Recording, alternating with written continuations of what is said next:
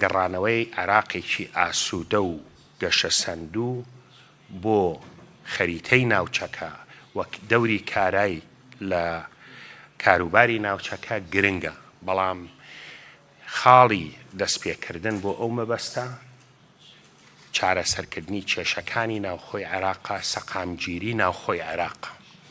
ئێمە لە ساڵی 2003 بۆ ئەمڕۆ بۆ خۆمان بڕیارێکمان داوە پێکهاتەکانی عێراق و نوێنەرانی خەڵکی عێراق کە بە نیزامێکی دەستوری حکمی عێراق بکرێ و ئەو نیزامە کێشە و گیر و گرفتی زۆریشی هەبوو بێ، بەڵام ڕاستیەکیش هەیە دەبێ بیسەلمێنین.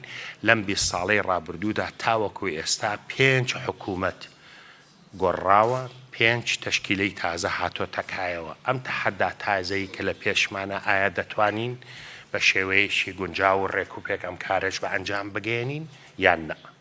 بێگومان تەحەدای زۆرمان لە پێشە.